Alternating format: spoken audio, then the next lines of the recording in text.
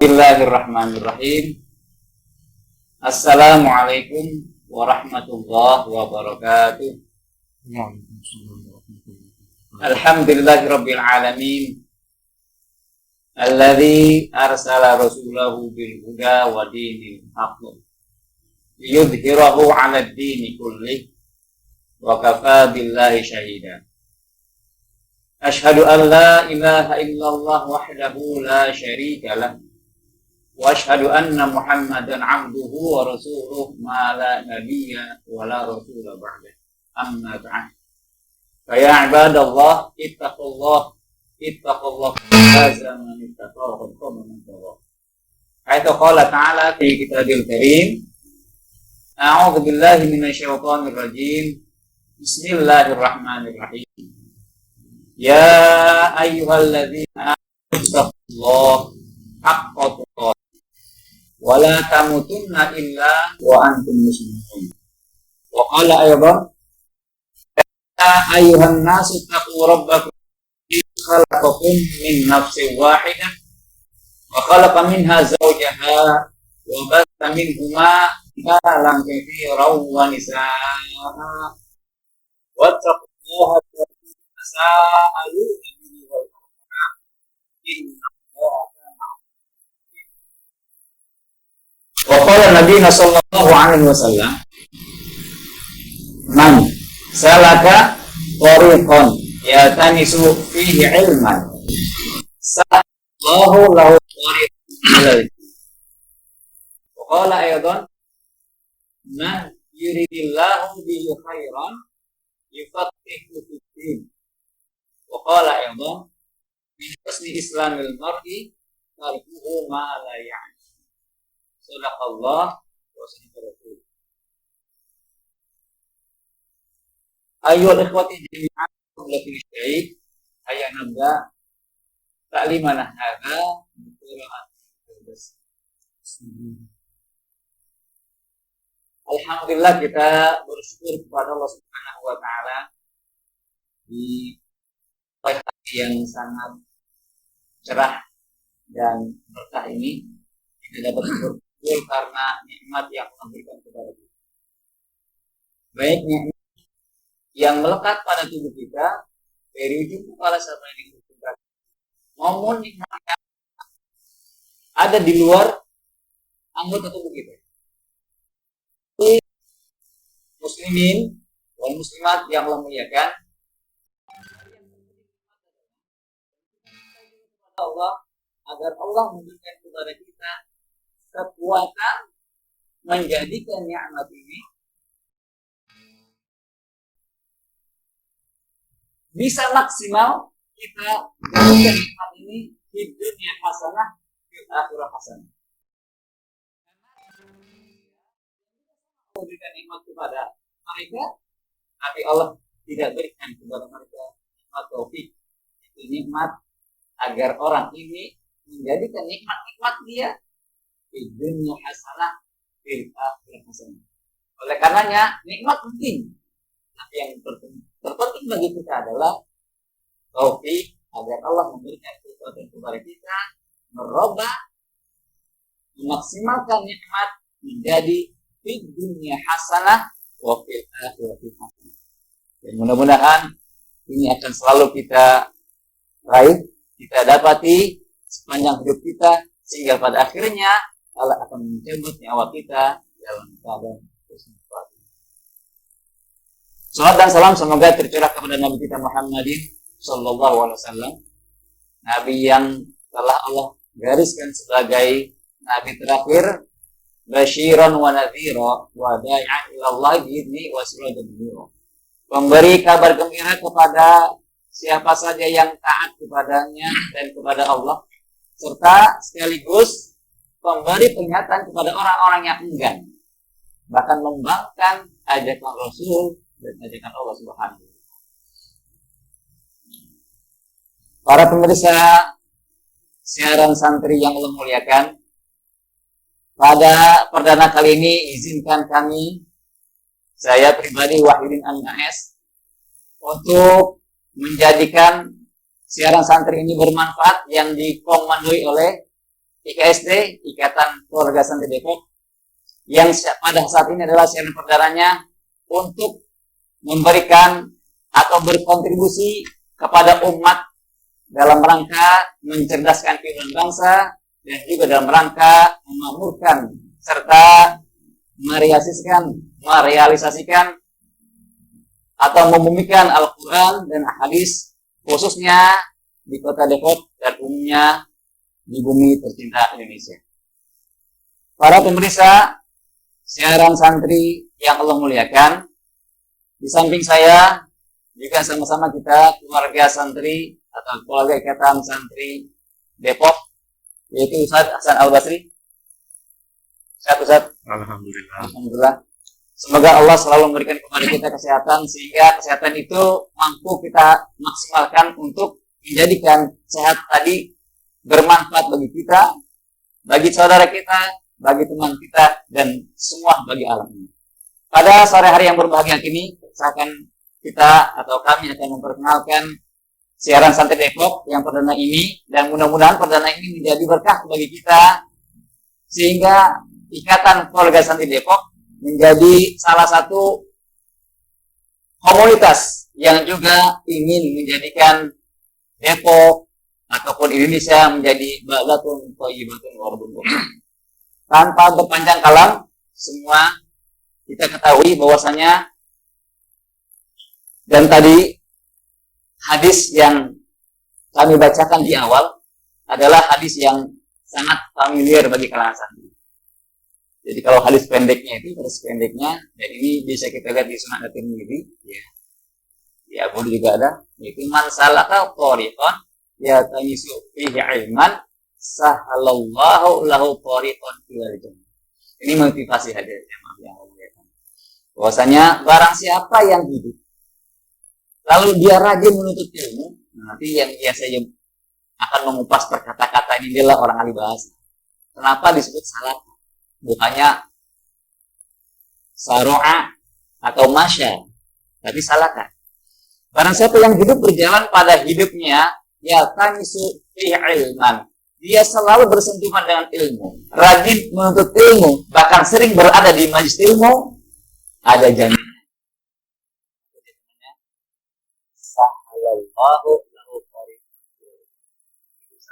Jadi, mari sebelum kita melangkah pada cara berikutnya, luruskan kata-kata kita, satukan kolbu kita, satukan pikiran kita. Sore hari ini kita menuntut ilmu. Tadi Allah melalui lisan Nabi-Nya mengatakan orang yang rajin menuntut ilmu akan dimudahkan jalan. Jadi kalau ada jalan mudah, ada jalan sulit, mengapa itu sulit? Maka mari kita cari jalan menyusul yang mudah, yaitu baik. Mari saja kita langsung kepada Al-Ustaz Hasan Basri yang akan mengungkapkan tema yang sudah tersedia. Kajian fikih yang akan kita ambil dari kitab yang masyhur yaitu Bulughul Maram. Kayak Hafiz Ibnu Hajar Al-Asqalani. Santri ini bermakna banget. Masih di kamar santri. Bulughul Maram. Baik, hadirin, mari langsung kita persilakan saja waktu pada Ustaz Hasan Basri wa yahu kalau kita turun Ustaz. Syukur. Bismillahirrahmanirrahim. Assalamualaikum warahmatullahi wabarakatuh. Alhamdulillah.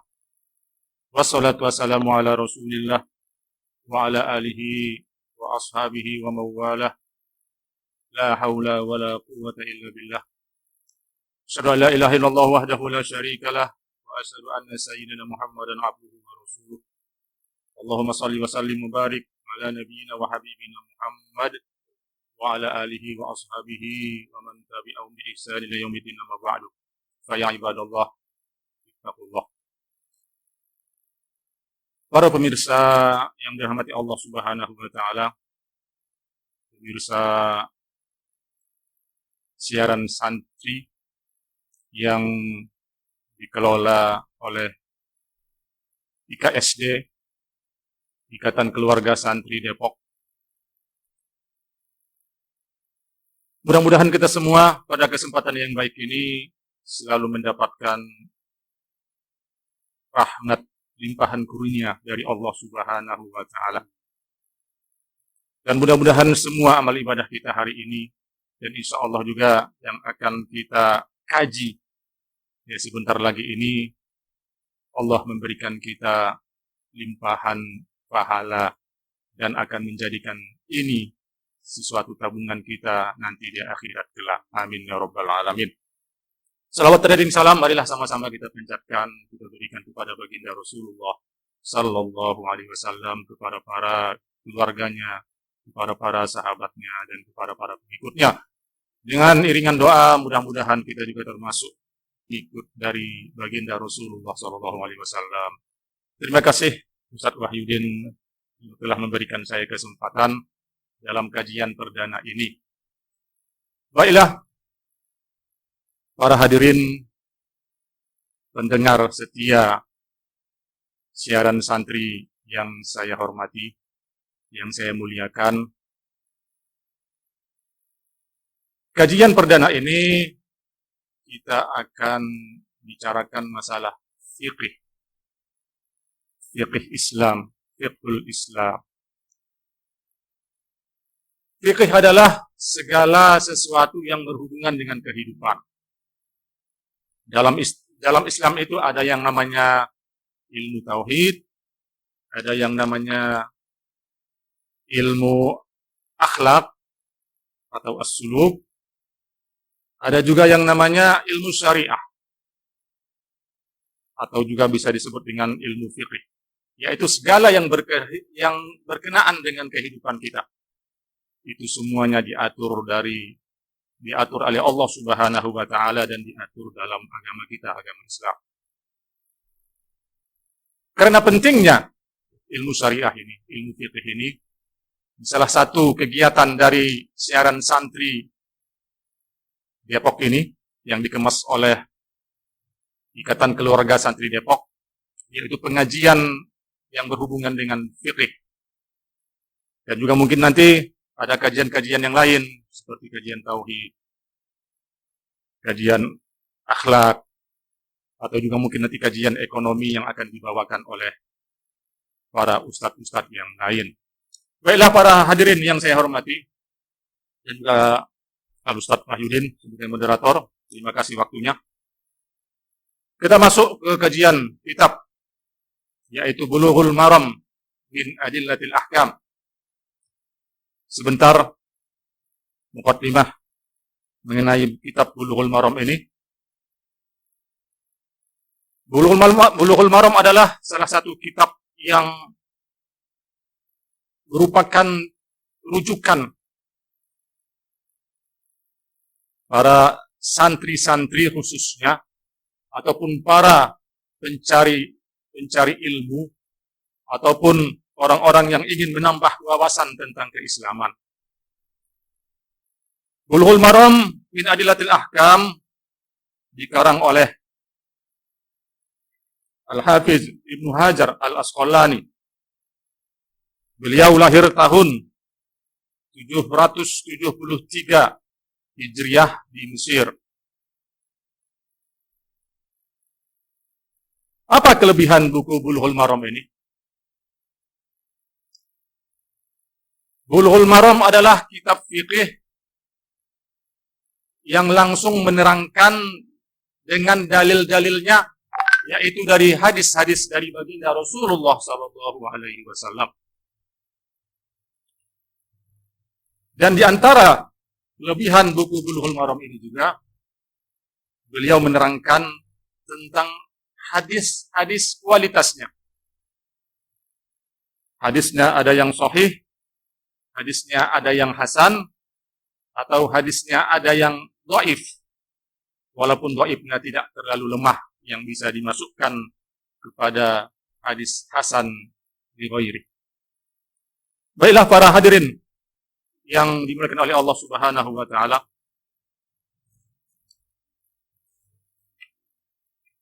Di dalam kitab Bulughul Maram juga ada beberapa bab. Ya. Dari kitabut Thaharah, nanti ada kitabus Shalah, nanti ada kitabun nikah, kitab yang menerangkan masalah pernikahan. Ada namanya nanti kitabuz zakat, kitab yang menerangkan masalah zakat. Dan berbagai macam masalah ada semua di dalam kitab Bulughul Maram ini. Yang terakhir nanti ada yang namanya kitabul Jami, yaitu kitab yang mengumpulkan masalah ataupun hadis-hadis yang berkenaan dengan tazkiyatun nufus, dengan akhlak. Inilah kelebihan salah satu dari kitab Bulughul Maram min Adillatil Ahkam.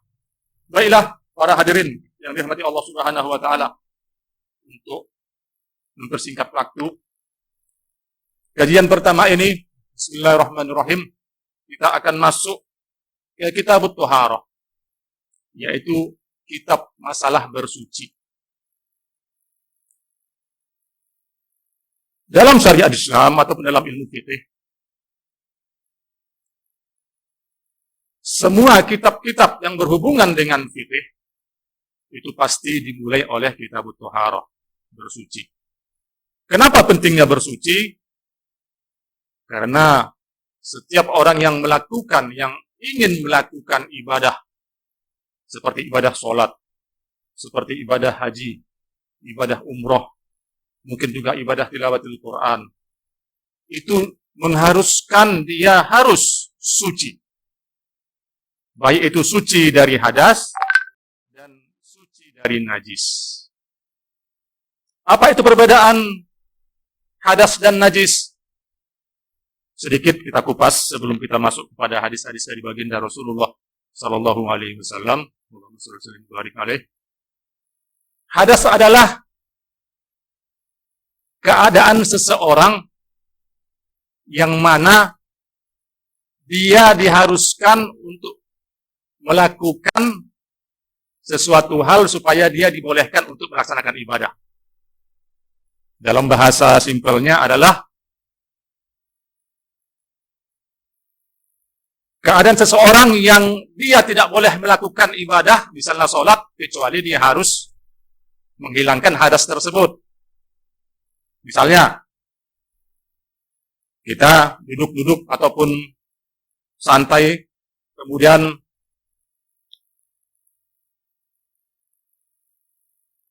kita, maaf kata, buang air kecil ataupun buang angin. Nah, dan di situ kita tidak bisa untuk melakukan sholat kecuali kita berduduk. Itu namanya berhadas. Hadas terbagi dua, hadas kecil dan hadas besar. Apa bedanya? Hadas kecil, sesuatu keadaan yang mana kalau dia ingin melakukan ibadah seperti sholat, dia harus melaksanakan wudu ataupun mengambil wudu atau tayamum kalau tidak ada air. Sedangkan hadas besar adalah hadas yang mana dia diharuskan untuk melaksanakan yang namanya mandi besar atau yang sering kita kenal dengan mandi junub, sehingga dia bisa dapat melaksanakan ibadah. Penyebabnya apa? Penyebabnya seperti seseorang yang, maaf kata, berhubungan suami istri ataupun jima, atau mungkin juga dia keluar air mani, baik disengaja ataupun tidak disengaja. Itu contoh hadas besar. Itu pembagian hadas. Sedangkan najis, ini sebelum kita masuk kepada kitabut Thaharah, apa itu najis? Najis itu adalah bendanya, sesuatu benda yang mana dengan benda itu kita harus membersihkannya sebelum kita melaksanakan ibadah seperti sholat. Terbagi tiga najis. Ada yang namanya najis mukhaffafah, najis ringan. Ada yang namanya najis mutawassithah, najis sedang. Ada yang namanya najis mughalladzah, najis berat. Singkatnya aja, apa itu najis mukhaffafah? Najis ringan.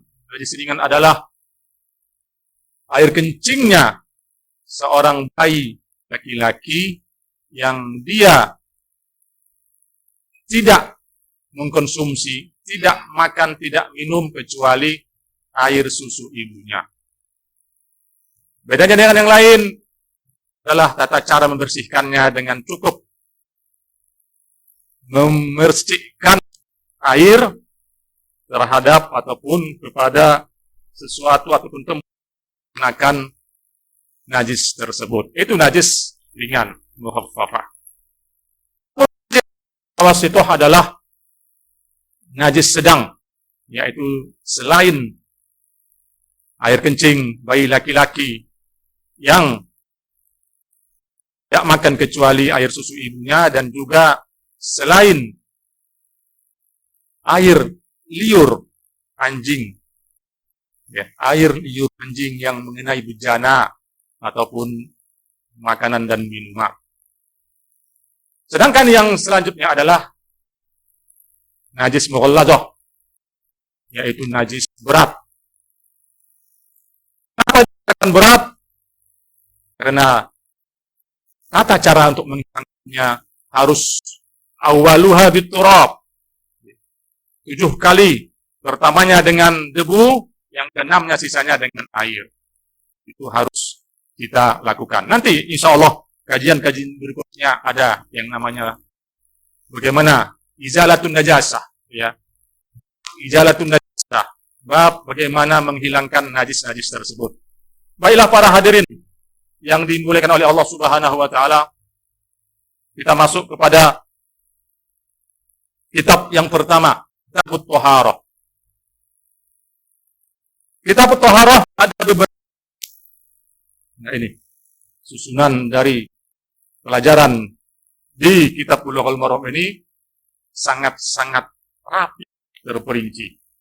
Yang pertama nanti kita akan belajar Kitabul Miyah, mengenai air-air.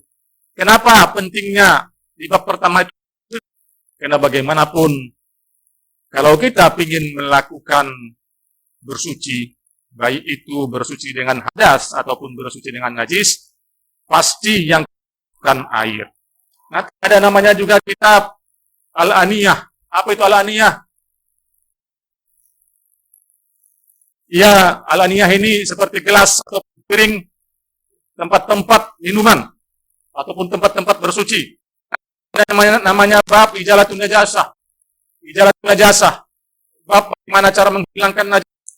Nanti ada juga namanya bab wudu, bagaimana tata cara wudu. Ini semuanya lengkap sesuai dengan yang diajarkan Rasulullah Shallallahu Alaihi Wasallam, langsung dengan hadis-hadis yang dikutip oleh Al-Hafidz Ibnu Hajar Al-Asqalani dalam bukunya ini, Bulughul Maram min Adillatil Ahkam. Nanti ada juga yang namanya bab mashu alal khuffain. Bagaimana kita membasuh khuf. Apa itu khuf? Khuf itu adalah sejenis sepatu, ya, pun kaos kaki yang kita tidak perlu lagi membukanya kalau kita melaksanakan mengerjakan wudu. Nanti kita akan bahas. Nanti ada juga namanya bab nawaqidul wudu, bab yang membatalkan wudu apa aja. Nanti ada juga bab qada'il hajah, bab adab membuang hajah, membuang hadas besar, membuang hadas kecil, ada adabnya.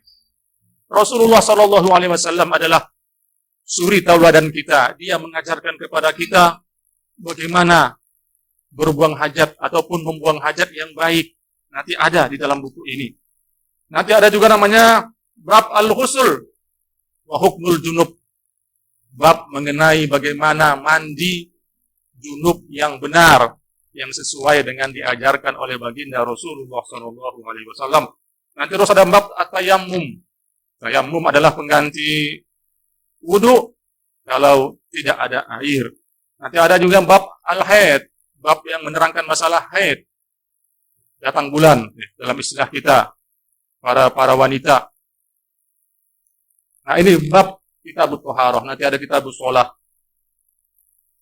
Mudah-mudahan dengan Bulughul Maram ini kita bertambah ilmu kita dan bertambah kecintaan kita kepada baginda Rasulullah Shallallahu Alaihi Wasallam.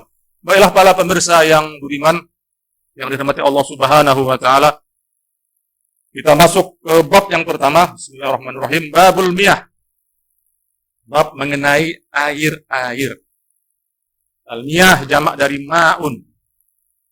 Jamaknya adalah miyahun. Kalau satu air, ma'un. Kalau air adalah miyahun. Hadis yang pertama, an Abi Hurairah radhiyallahu taala anhu qala Rasulullah sallallahu alaihi wasallam fil bahri. Dari sahabat baginda Rasulullah sallallahu alaihi wasallam Abi Hurairah, semoga Allah meridhoinya, berkata, telah bersabda Rasulullah sallallahu alaihi wasallam fil bahri, mengenai bahrun. Apa itu bahrun? Bahrun adalah laut. Mengenai air laut, karena kita bicara tentang air. Apa kata Rasulullah sallallahu alaihi wasallam? Wa tahuru ma'uhu al-hillu maitatuhu.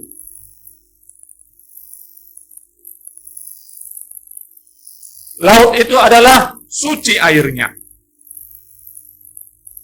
Al-hillu maitatuhu, halal bangkainya.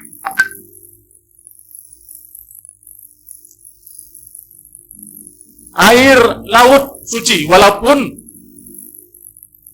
rasanya asin, tetap dia suci. Kecuali nanti ada yang merubah kesuciannya. Nanti kita bacakan hadis-hadisnya. Itu pelajaran.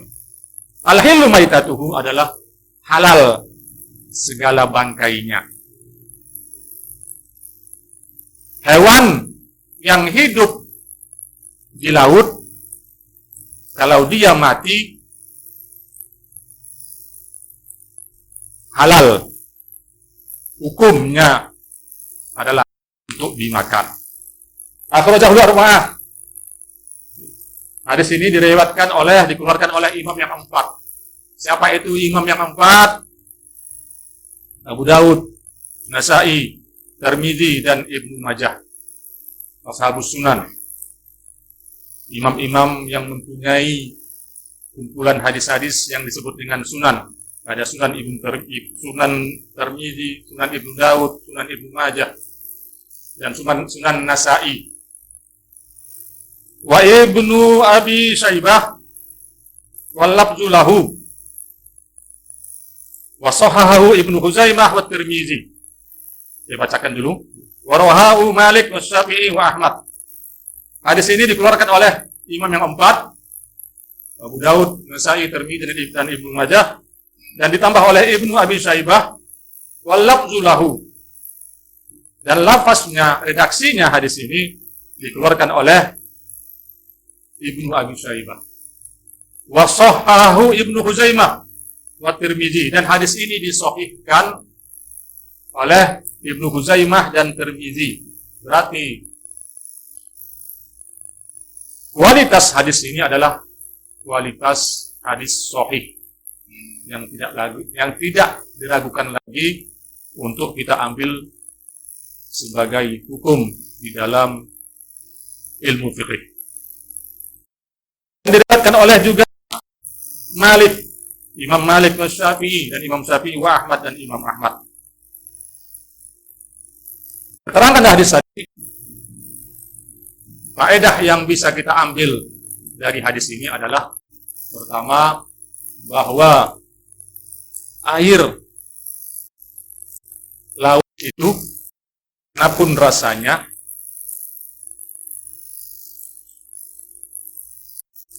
kecuali dia telah berubah, disebabkan ada najis yang di laut itu beda lagi. Pada dasarnya adalah air laut itu halal, suci untuk kita buat bersuci. Air laut bisa untuk berwudu, air laut juga bisa untuk kita pakai mandi junub ataupun mandi besar. Tahur, dan juga bisa kita minum. Al-hillu maitatuhu. Pelajaran yang kedua adalah bahwa semua bangkai hewan dari laut itu hukumnya adalah halal. Seperti apa? Seperti ikan. Ikan yang mati, kecuali dia membusuk, kita yang ikan ataupun kita memancing terus ikannya mati, ataupun binatang-binatang laut yang lain seperti udang ataupun kepiting, semua yang hidup di laut itu adalah hukumnya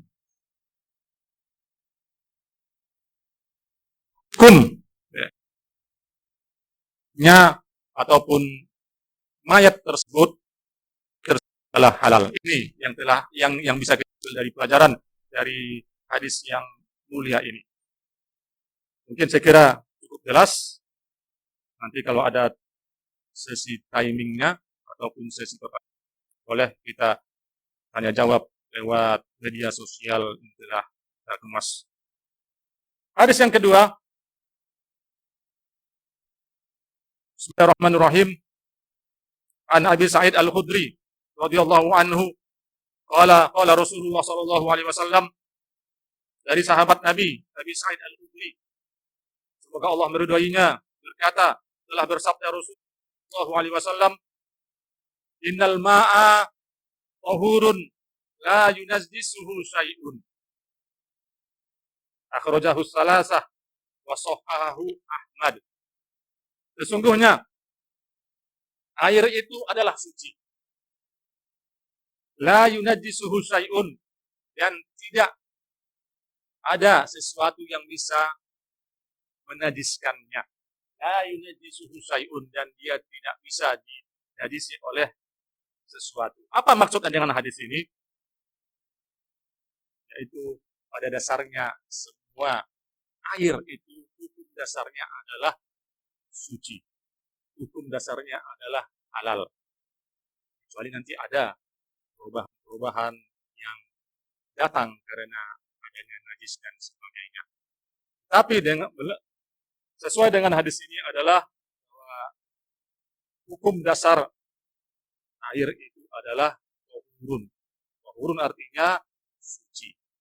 La yunajjisuhu syai'un, dan tidak bisa sesuatu menajiskannya. Itu maknanya. Akhrajahu salasah.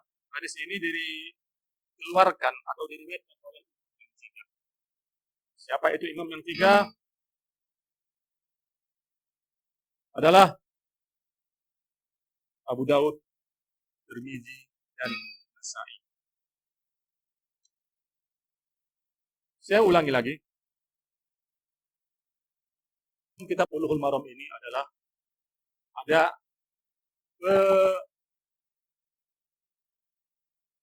pembagian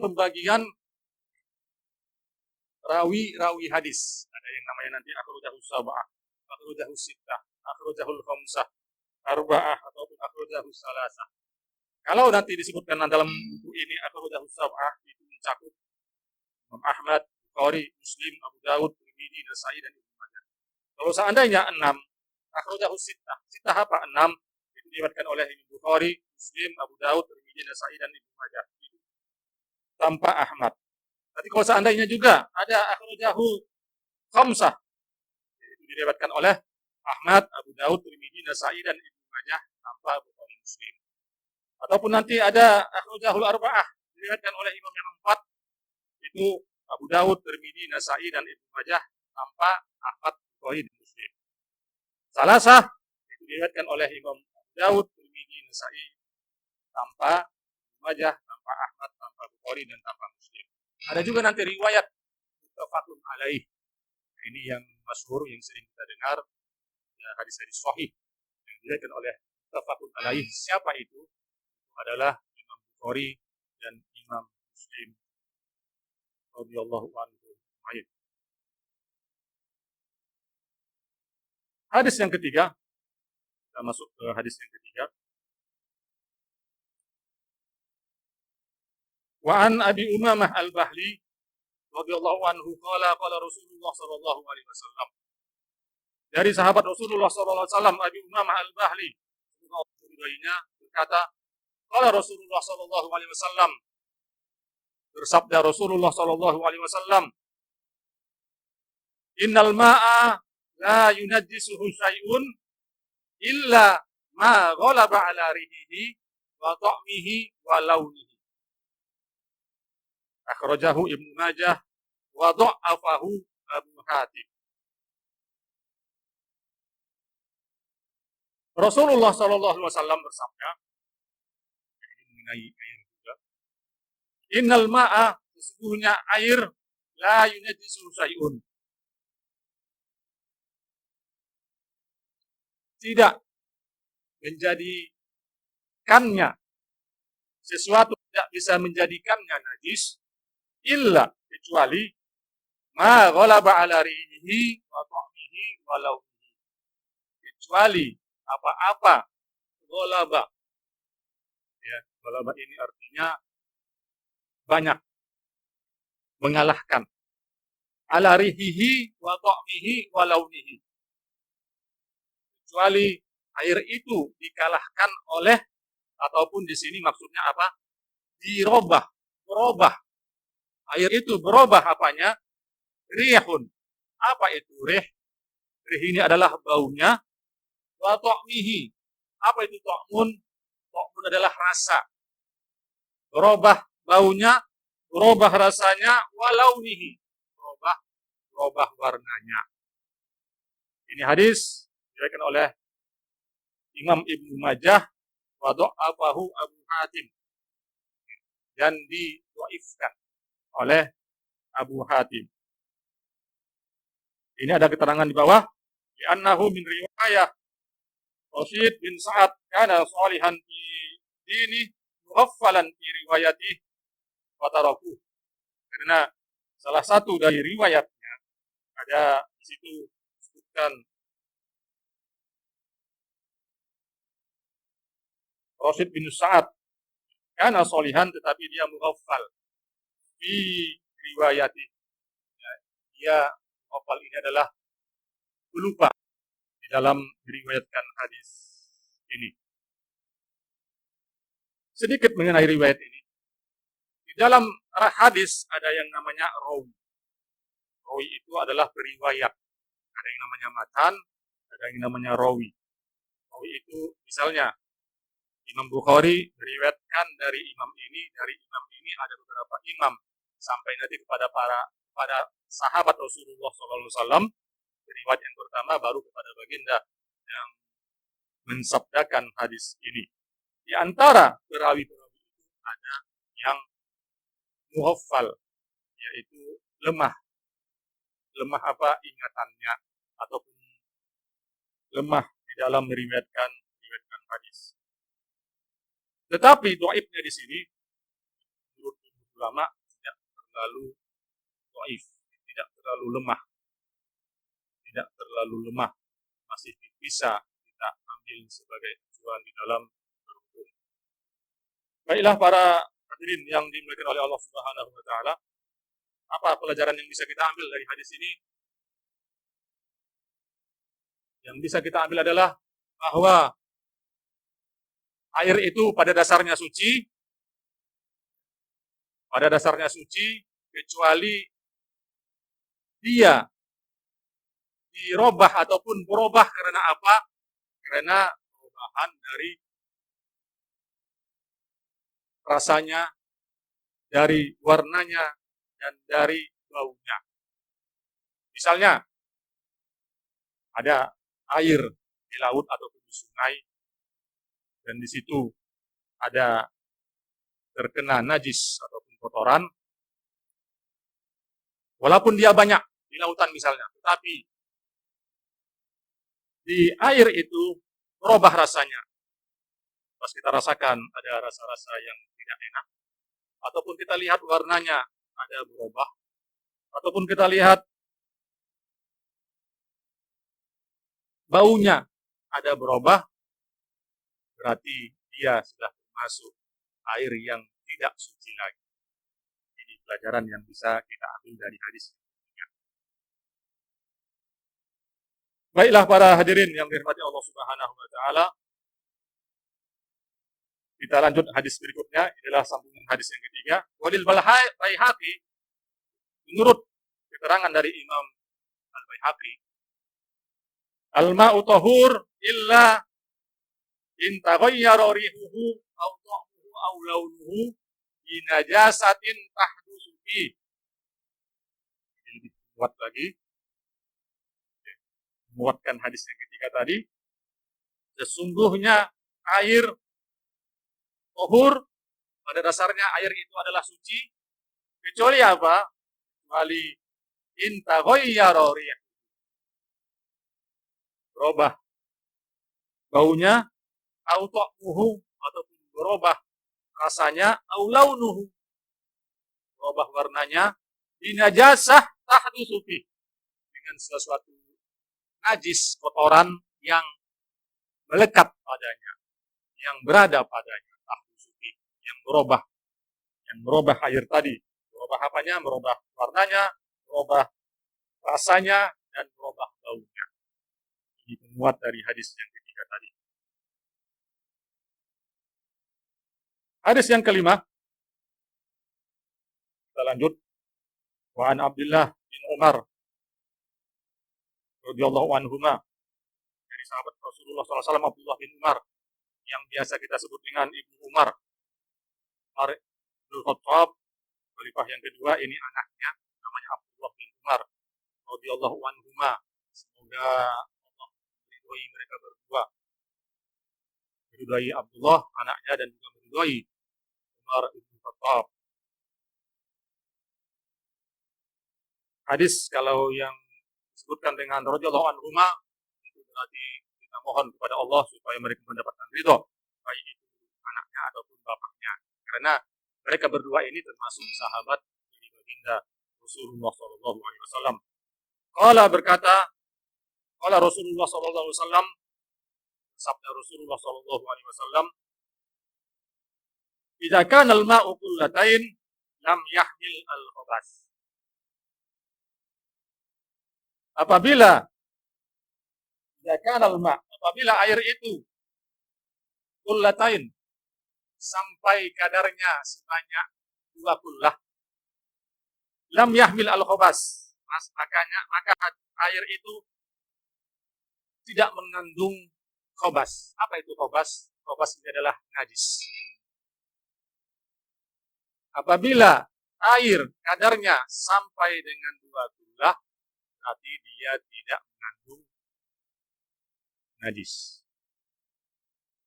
Wa fi lafzin lam yanjus, dan dia tidak ternajis. Akhrajahul arba'ah, hadis ini diriwayatkan oleh imam yang 4, Daud, Nasa'i, Tirmidzi, dan Ibnu Majah. Wa sahhahu Ibnu Huzaimah wal Hakim wa Ibnu Hibban, dan hadis ini disahihkan oleh Ibnu Huzaimah, Hakim, dan Ibnu Hibban.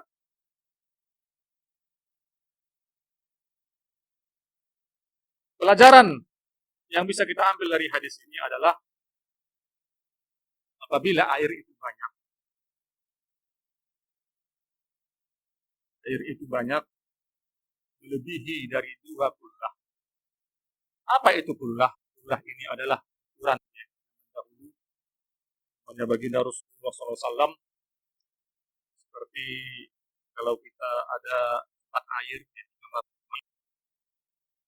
ember ataupun tempat air, itu ada 2 kullah, itu sesuai dengan jumhurul ulama 207 liter dalam. Atau ukuran tempatnya ini, yaitu tempat air itu kalau kita ukur itu 60 cm kali 60 cm dan kali 60 cm. Ya, kalau kita mengambil supaya kita tidak was-was, 300 liter. Jelas. 300 liter. Kalau itu dia banyak, dia tidak mengandung najis.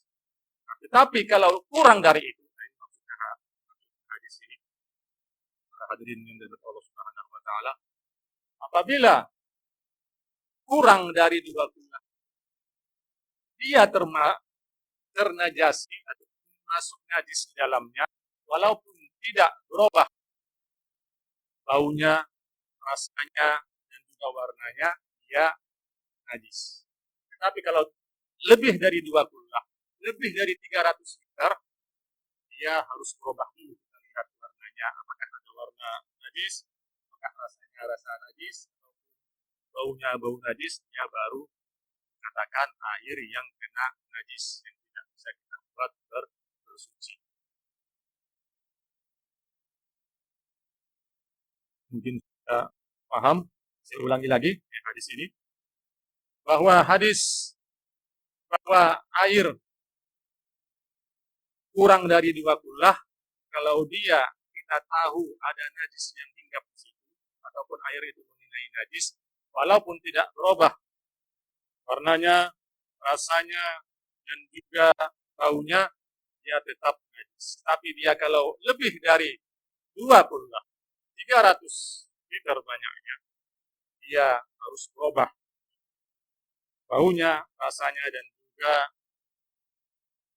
warnanya, seperti hadis yang ketiga, yang keempat tadi yang telah kita bacakan. Baiklah para hadirin yang dirahmati Allah Subhanahu wa taala, masuk ke hadis yang berikutnya.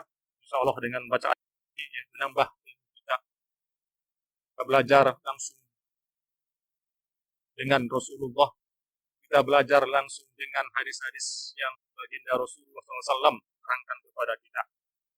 Hadis selanjutnya, an Abi Hurairah radhiyallahu anhu qala, dari sahabat baginda Rasulullah SAW, Abi Hurairah, semoga Allah meridhoinya, qala berkata, qala Rasulullah SAW, sabda Rasulullah SAW, la yaghtasilu ahadukum fil ma'id da'im wa huwa junubun.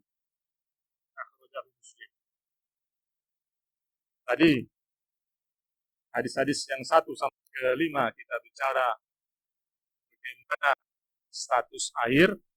Nah, sekarang hadis yang ke-6 ini adalah mengenai kita memakai air untuk bersuci, yaitu untuk mandi. La yaghtasilu ahadukum fil ma'id da'im wa huwa junub. Yang artinya la yaghtasilu ahadukum, janganlah seseorang dari kamu mandi fil ma'id da'im, di air yang diam, yang tidak mengalir. Wa huwa junub, dan dia dalam keadaan junub, yaitu mandi janabah, mandi yang disebutkan yang mengharuskan kita menghilangkan hadas besar, yang telah saya terangkan. Hadas terbagi 2, hadas kecil dan hadas besar. Sedangkan ini adalah mandi disebabkan hadas besar. Janganlah salah seorang dari kamu mandi fil ma'id da'im, dengan air yang diam, da'im, yang tidak bergerak, wa huwa junubun, sedangkan dia dalam keadaan junub. Ini hadis akhrajahu Muslim, diriwayatkan oleh Imam Muslim. Apa maksudnya dengan hadis dengan air yang tidak mengalir ini? Misalnya airnya sedikit ada di ember, tidak mencukupi untuk kita melakukan mandi janabah. Ya, ini dilarang oleh baginda Rasulullah SAW.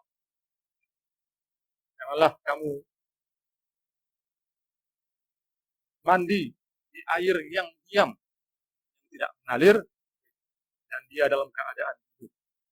Berarti kita disarankan untuk melakukan mandi janabah. Mandi besar itu adalah dengan air yang mengalir. Walil Bukhari, lanjutan hadis ini, dan menurut Imam Bukhari, la yabulunna ahadukum fil ma'id da'im alladzi la yajri thumma yaghtasilu fi. Jadi kalau tadi redaksinya menurut Imam Muslim, sekarang menurut Imam Bukhari. La yabulunna ahadukum, janganlah seorang dari kamu yabul. Apa makna yabul? Yaitu buang air kecil. fil ma'id daim, di air yang tidak mengalir, alladzi la yajri, yang dia tidak mengalir, air yang diam yang tidak mengalir, tsumma yaghtasilu bih, kemudian dia mandi dengan ataupun di air tersebut. Nah, misalnya kita lihat ada genangan air, di situ ada yang kencing, kemudian tidak boleh kita untuk mandi di air yang digenangi oleh air kencing seseorang tersebut. Ini yang bisa kita ambil pelajaran dari hadis ini. Wali Muslim minhu, yang diriwayatkan oleh Imam Muslim juga dengan lafaz yang tadi, sama yang pertama tadi. Wali Abi Dawud, dan menurut riwayat Abi Dawud, wala yaghtasilu fihi minal janabah, janganlah seorang mandi di genangan air tersebut minal janabah, orang-orang yang janabah, orang-orang yang berhadas besar. Baiklah para hadirin yang dirahmati Allah Subhanahu wa taala, kita telah baca ada 8 hadis mengenai babul miyah ini, bab mengenai air-air yang bisa kita buat untuk bersuci. Yang pertama, saya rangkum, saya ulangi, bahwa air itu pada dasarnya adalah apa? Adalah suci. Yang pertama, air laut suci, dan bangkai laut juga suci. Yang kedua, pada dasarnya air itu adalah suci, kecuali dia dinajisi sesuatu dan berubah keadaan air tersebut dari rasanya, baunya, juga warnanya.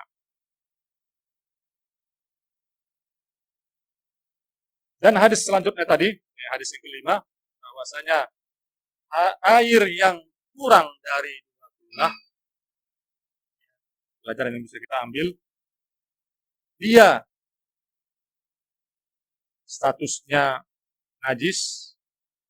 Kalau dia dihinggapi najis, kalau ada di situ najis, walaupun tidak berubah rasa, warna, dan bau. Tetapi kalau dia lebih dari 2 gula, banyak, status air ini banyak, volume air ini banyak, 300 liter lebih, misalnya kita mandi di sungai, kita mandi di kali, itu dia tidak termasuk yang bernajis kecuali berubah warna, rasa, dan bau. Dan hadis selanjutnya tadi kita terangkan mana Rasulullah SAW melarang seorang yang mandi di air yang bergenang dan dia dalam keadaan junub. Dan juga Rasulullah SAW melarang kita supaya jangan seorang buang air kecil dalam air yang bergenang juga yang tidak mengalir, kemudian kita mandi di situ. Ini Rasulullah SAW suri tauladan kita, kita berikan keteladanan kepada kita bagaimana supaya kita di samping menerangkan air-air yang tidak boleh kita pakai untuk berwudu, bertaharah, dan juga dia menerangkan sama kita bagaimana sebaiknya kita mandi, kita buang air kecil. Baiklah para hadirin yang dirahmati Allah Subhanahu wa taala, kajian kita pertama ini, perdana ini dari kitab Bulughul Maram Ahkam, yang bisa saya bawakan. Insyaallah di lain kesempatan kita akan kaji-kaji hadis-hadis baginda yang mulia ini dari kitab yang sangat mulia ini juga, yang banyak orang bermurojaah menjadikan ini sebagai panduan di dalam mengambil hukum-hukum Islam. Mudah-mudahan ya, dengan bacaan ataupun taklim kita pada kesempatan yang baik ini, kita diberikan ilmu yang bermanfaat oleh Allah Subhanahu wa taala, ilmu yang berkah buat diri kita sendiri, yang berkah buat keluarga kita, yang berkah buat orang lain. Dan juga mudah-mudahan ilmu ini bisa memberikan kita pelajaran. walaupun hanya tadi beberapa hadis yang saya bacakan, yang mudah-mudahan bisa menjadi pelajaran bagi kita. Ya mungkin sampai di sini Ustaz Abudin bisa saya bawakan. Ya, nanti akan saya berikan waktu lagi. Ini saya serahkan kepada moderator, ya, pembawa acara, MC, telah memberikan saya kesempatan untuk kita melakukan taklim pada kesempatan yang baik ini. Aku lupa uli aja. Nanti ada tanya jawab Ustaz. Atau ya terserah. Belum ada. Ya Bapak sebagai perdana, sekali lagi saya fakir ini, yang dhaif ini, karena bagaimanapun kita sama-sama belajar, sama menuntut ilmu. Ya mungkin tadi ada kata yang salah, kurang berkenan. Karena bagaimanapun di hadis babul miyah ini masih banyak hadisnya. Boleh jadi mungkin hadis yang satu, nanti ada yang menerangkan juga hadis yang kedua, hadis yang ketiga, nanti ada terangkan lagi semua hadis yang keempat. Ya, ini semuanya sebagai wacana kita untuk ya, ilmu ataupun baca hadis-hadis dari baginda Rasulullah SAW masalah toharoh ini, masalah bersuci ini. Alhamdulillah. Assalamualaikum warahmatullahi wabarakatuh.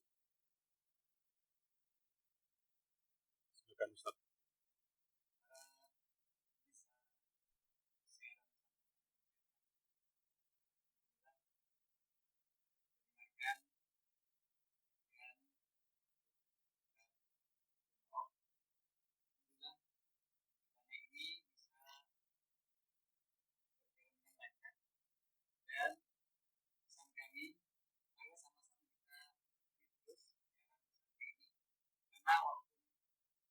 Bagaimana ini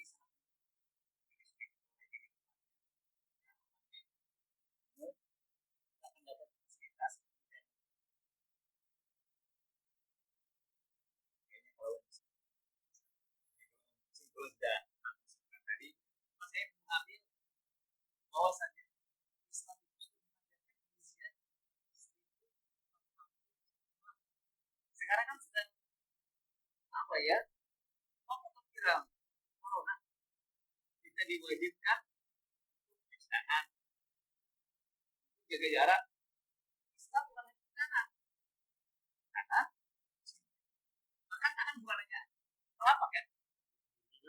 Umur juga. Islam kan tangan pun sampai situ.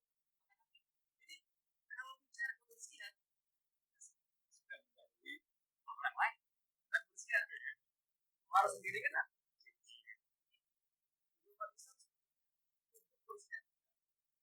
Biasa. Kali itu yang wajib. Itu yang wajib kan? Di corona ini lebih dahulu mengajarkan kepada kita semua pakai melakukan kebersihan, baik kebersihan secara ya, fisik kita maupun kalau pengaruh kan kalau kita coba cuci tangan, cuci muka, tanpa diminta orang nggak ada artinya. Cuma fisik sih. Tapi bagi kita inilah pemberian kelebihan daripada masalah. Jadi kalau aku masih pengaruh cuci fisik dan mungkin. Tapi kalau cuma cuci fisik saja, lupa gitu ya. Dan salah satu juga yang bisa jadi obat ini adalah yang sering kita lupakan apa itu beristighfar. Ya nanti dalam buku ini kita akan masukkan, yaitu mengeluarkan ataupun memasukkan air ke hidung, kita hirup dalam, terus kita keluarkan lagi. Itu kita lakukan jika sebelum berbuka. Padahal yang saya tahu kalau sebelum dicoba itu Nah, sebelum itu masukkan alat adalah menyatakan si orang ini terkena virus corona tidak. istinsak. Dan juga nanti mungkin yang kita lupa, dan beristinsak itu bukan cuma di dalam wudhu. Ada juga nanti hadis mengatakan setelah kita tidur, gitu ya. bangun tidur kita juga dianjurkan oleh baginda Rasulullah SAW beristinsaf, menghirup air ya, yang banyak dari hidung, kita tahan terus kita keluarkan. Dan ini ya mungkin agak sulit ya, bagi yang perdana, sangat sulit karena akan merasakan perih. Tapi kalau sudah kebiasaan, ini akan sebagai obat di hidung kita ini. Beberapa penyakit. Virus yang ada di hidung. Iya. Iya. Saya teringat dari selain karena kita selalu berhubungan dengan itu ada dua teman di daerah pertanyaannya. Jadi dalam hadis ini orang ciri yang melekat di pribadi sekitar apabila Allah akan menjadikan Allah lebih baik, maka ciri yang melekat adalah infak itu akan dijadikan orang ini pakai paham mengerti dan bisa adalah